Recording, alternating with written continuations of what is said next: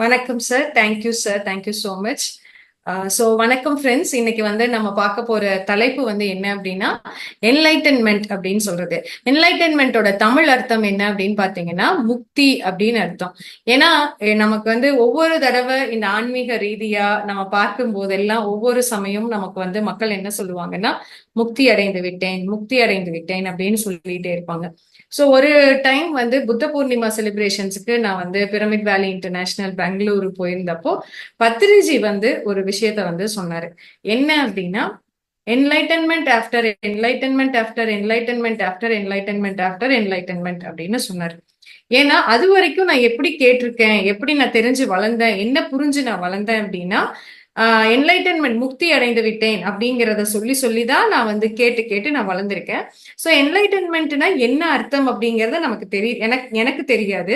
So முக்தி அடைந்து விட்டேன்னா அவங்க அவ்வளவுதான், அவங்க பெரிய இதாயிட்டாங்க அப்படிங்கிற மைண்ட் செட் தான் எனக்கு இருந்துச்சு.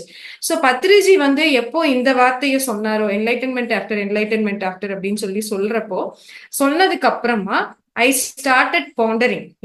என்னன்னா அது என்ன என்லைட்டன்மெண்ட்னா ஃபர்ஸ்ட் என்ன அப்படின்னு நான் தெரிஞ்சுக்கணும் அப்படின்னு நான் யோசிக்க ஆரம்பிச்சேன்.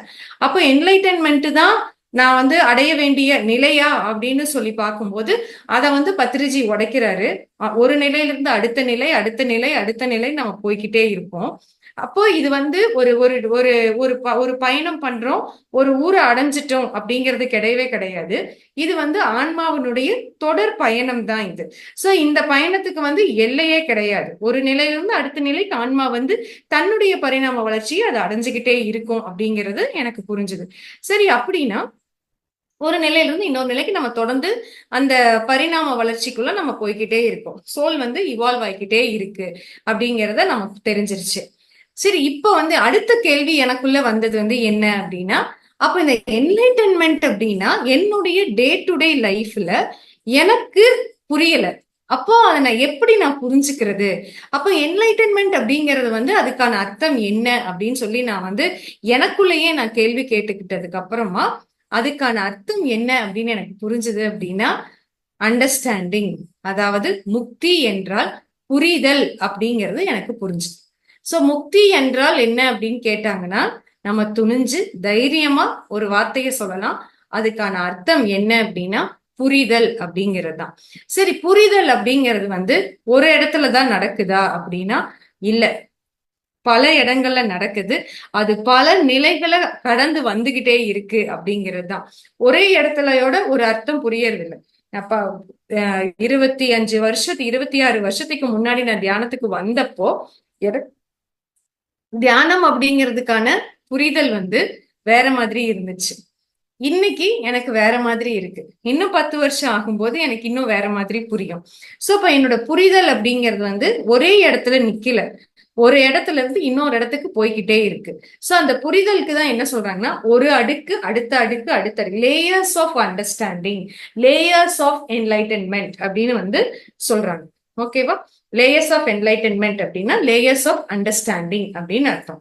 சோ அப்ப என்ன அப்படின்னா, ஒரு புரிதல்ல இருந்து இன்னொரு புரிதலுக்கு நான் வரணும். என்ன புரிதல் எனக்கு, நான் என்னோட லைஃப் எக்ஸ்பீரியன்சஸ்ல இருந்து நான் சிலது உங்ககிட்ட நான் ஷேர் பண்ணிக்கிறேன். சோ என்லைட்டன்மெண்ட்னா என்ன அப்படின்னா முக்தின்னு சொல்லுவாங்க. அந்த முக்திக்கு நம்ம என்ன அர்த்தம் அப்படின்னா புரிதல் அப்படின்னு அர்த்தம். ஞாபகம் வச்சுக்கோங்க, மறந்துடாதீங்க. Enlightenment is equal to understanding, Mukti is equal to புரிதல். சோ எனக்கு என்ன புரியணும் அப்படின்னா, நான் எனக்குள்ள நான் கேட்டுக்கிட்ட கேள்விகள்ல என்ன எனக்கு புரிஞ்சுது. நான் ஏன்னா நிறைய பத்திரிஜி கூட டிராவல் பண்ணியிருக்கோம், புக்ஸ் படிச்சிருக்கோம், நிறைய கிளாஸஸ் பண்ணியிருக்கோம். சோ இந்த மாதிரி நிறைய விஷயங்கள் நடந்ததுனால ஒரு விஷயம் எனக்கு என்ன புரிஞ்சுதுன்னா, நான் உடல் இல்லை, ஆன்மா அப்படிங்கிறது எனக்கு புரிஞ்சுது. ஓகேவா? சரி, அடுத்து அந்த புரிதல் வந்ததுக்கு அப்புறம் அடுத்தது என்ன புரிதல் வந்துச்சு அப்படின்னா, நான் ஆன்மா அப்படிங்கிறத உணர்றேன்.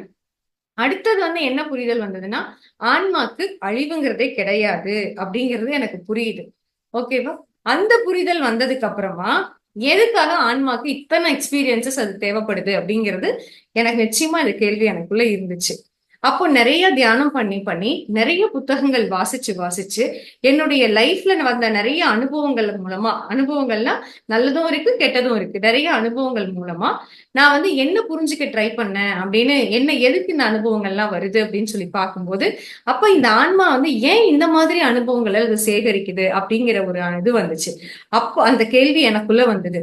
அப்ப எனக்கு என்ன புரிஞ்சுது அப்படின்னா, ஒரு குழந்தை வந்து எப்படி பிறப்பெடுக்குது, அதுக்கு வந்து தன்னோட அப்பா அம்மா வந்து சுற்றத்தார்கள் உறவினர்கள் எல்லாரும் சேர்ந்து அந்த குழந்தைய வந்து சோறூட்டி சீராட்டி வளர்த்துறாங்கல்ல, அதே மாதிரி நம்ம ஆன்மாவும் பிறப்பெடுக்கும் போது அந்த அந்த குழந்தைய சீராட்டி வளர்த்துற மாதிரியே நம்மளையும் ஹையர் செல்ஸ் வந்து நம்மள வளர்த்துவாங்க. ஓகேவா? அதே மாதிரி இந்த குழந்தையோட வளர்ப்புல வந்து சின்ன வயசுல இருந்தே அவங்களுக்கு நல்ல ஆரோக்கியமான உணவு கொடுத்து நல்ல சூழ்நிலையில அந்த குழந்தைகளை வளர்த்துனாங்க, நல்ல விதமா வீட்டுல அவங்கள வந்து அவங்களுக்கு எப்படி தேவையோ அதுக்கான விஷயங்களை கத்து கொடுத்து வளர்த்துனாங்கன்னா அந்த குழந்தை வந்து நல்ல நல்ல டேலண்டடா ஸ்கில்டு பர்சனா டெவலப் ஆகும். அதே மாதிரிதான் ஆன்மாவும்.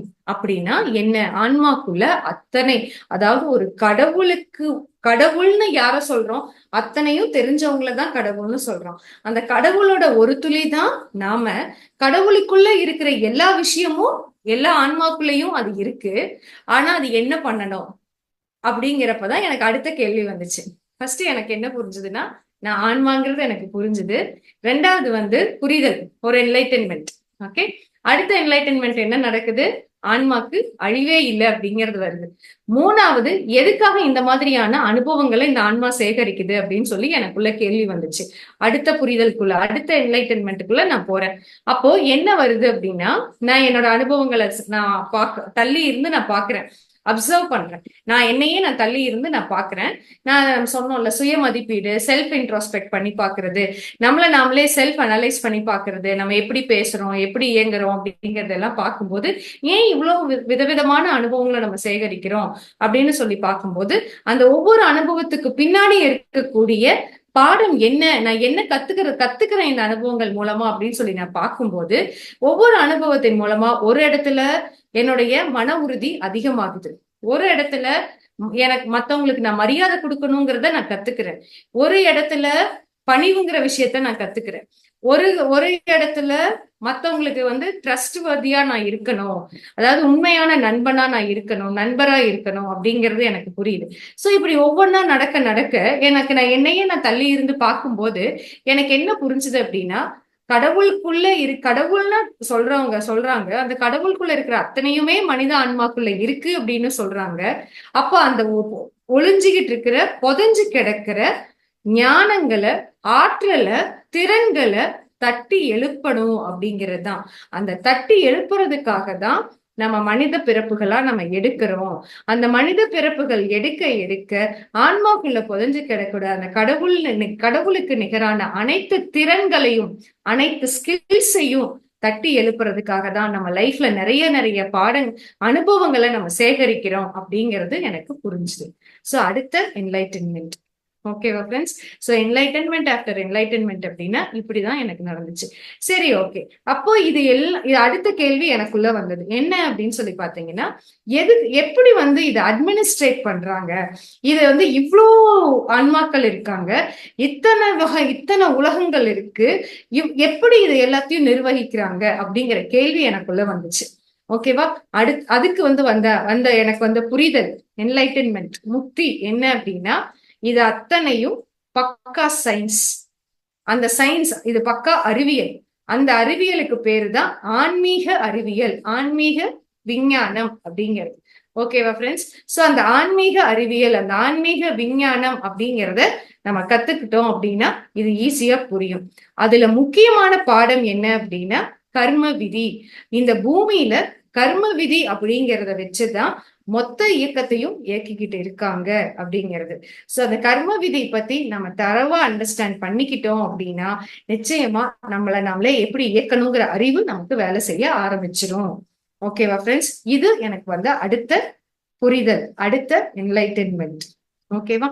சோ அடுத்தது என்ன அப்படின்னு சொல்லி பார்த்தோம்னா, நான் வந்து எப்படி என்னோட விஷயங்களை வந்து நான் வந்து நான் வந்து என்ன தப்பு பண்ணிருக்கேன், என்ன பாவத்தை நான் செஞ்சிருக்கேன், அதனால இந்த கஷ்டத்தை நான் அனுபவிக்கிறேன், என்ன பாடத்தை நான் படிச்சுக்காம இருக்கேன், என்ன திறனை எனக்குள்ள இருக்கிற திறனை நான் தட்டி எழுப்பாம இருக்கேன், அதுக்காக இந்த அனுபவம் எனக்கு திரும்ப திரும்ப வந்துகிட்டே இருக்கு, இதுக்கான பதிலை நான் எப்படி தேடி எடுக்கிறது அப்படின்னு சொல்லி யோசிக்கும் போது எனக்கு வந்த புரிதல், கண்ணை மூடி மூச்சை கவனி, எண்ணங்களற்ற நிலைக்கு போகும்போது ஏன் எனக்கு இந்த அனுபவம் வருது, என்ன பாடம் இந்த அனுபவத்துக்கு பின்னாடி இருக்கு, நான் கத்துக்கணும் அப்படின்னு சொல்லி நான் எனக்குள்ளேயே கேட்கும் போது, நீ இந்த மாதிரி ஒரு தப்பு நீ செஞ்சிருக்க, அவங்கள நீ அவமதிச்சிருக்க, அவங்களோட பிசிக்க வந்து நீ அசிங்கப்படுத்திருக்க, ஆண் பெண்ணுங்கிற பாகுபாடு வச்சு பேசியிருக்க, அவங்களோட நோயை கிண்டல் அடிச்சிருக்க, அதனால உனக்கு இது நடந்துச்சு அப்படின்னு சொல்லும் போது, அவங்கள பத்தி நீ காசிப் பண்ணிருக்க அப்படின்னு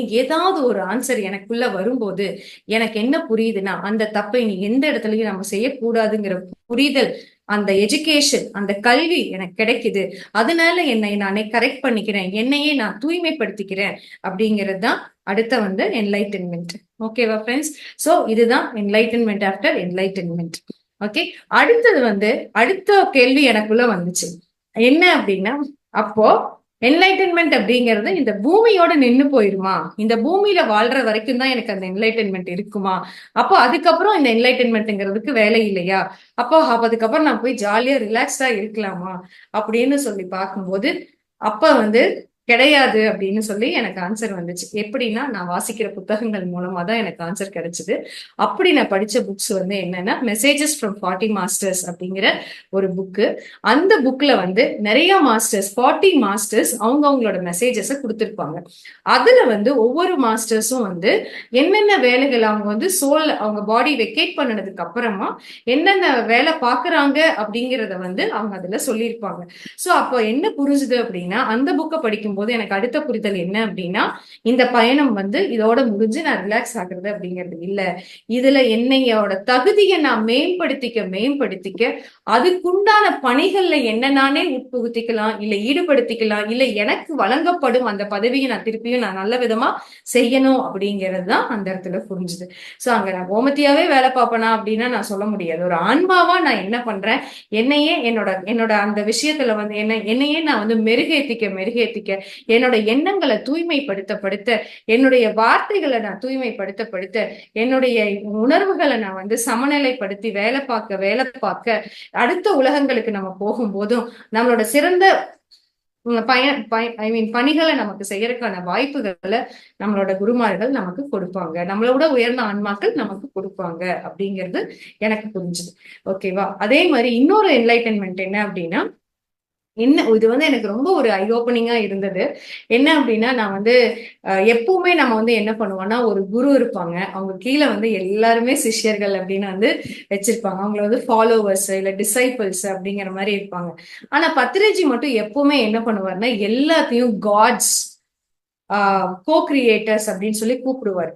அப்ப என்ன அதுக்கு பின்னாடி இருக்கக்கூடிய அர்த்தம் என்ன, உள்ளார்ந்த அர்த்தம் என்ன அப்படின்னு சொல்லி யோசிக்கும் போது, ஹையர் மாஸ்டர், அதாவது ஆன்மா அப்படின்னு பார்க்கும்போது யாருமே மேல கீழே அப்படிங்கிறது கிடையாது.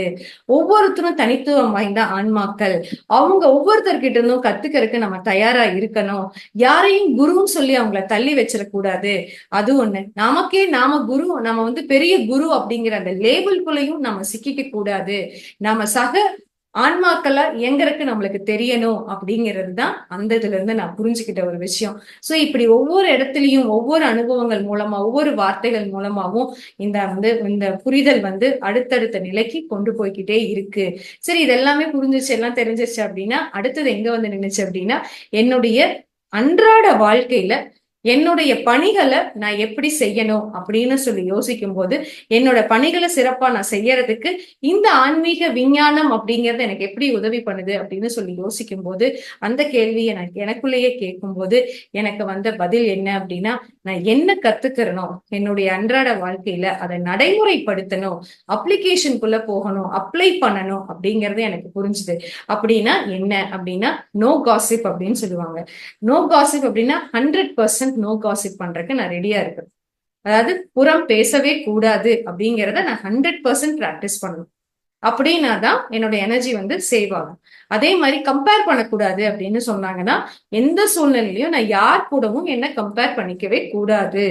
என்னுடைய அன்றாட வாழ்க்கையில என்னோட ப்ரொமோஷன் வாங்குவாங்க, என்னோட நிறைய பணம் சம்பாதிப்பாங்க, என்னோட பெட்டர் பொசிஷனுக்கு போவாங்க, என்னோட அழகா இருக்கலாம், என்னோட வசதியா இருக்கலாம், என்ன வேணாலும் இருக்கலாம். ஆனா அவங்களோட நான் என்னை கம்பேரே பண்ணிக்க கூடாது. நான் கம்பேர் பண்ணிக்க வேண்டிய ஒரே ஆள் நான். என் கூட மட்டும்தான் நான் கம்பேரே பண்ணிக்கணும். ஓகேவா? அந்த புரிதல் வந்துச்சு. அப்போ அப்படி நான் பண்ண என்னுடைய பௌதீக வாழ்க்கையிலையும் அங்கங்க டிஸ்ட்ராக்டடா இருந்தத சரி பண்ணவும் முடிஞ்சது. அப்ப என்ன அந்த இடத்துல எனக்கு புரிஞ்சுது அப்படின்னா, நம்ம வெறும் மெடிடேஷன் பண்றது மட்டும் உபயோகப்படாது அப்படிங்கிறது ஆணித்தரமா புரிஞ்சுது. அப்ப நான் என்ன பண்ணணும்? சுவாத்தியாயா பண்ணணும், புத்தகங்கள் நிச்சயமா வாசிக்கணும் அப்படிங்கிற அடுத்த என்லைட்டன்மெண்ட் எனக்கு வந்துச்சு. மத்தவங்களோட அனுபவங்களை நம்ம தொடர்ந்து கேட்டுக்கிட்டே இருக்கணும் அப்படிங்கிற அந்த புரிதல் எனக்கு வந்துச்சு. அந்த என்லைட்டன்மெண்ட் வந்துச்சு. அதோட நிறுத்திக்காம நான் தொடர்ந்து என்னுடைய அன்றாட வாழ்க்கையில அதை நான் பயன்படுத்தணும் அப்படிங்கிற ஒரு மிகப்பெரிய புரிதல் எனக்கு வந்துச்சு.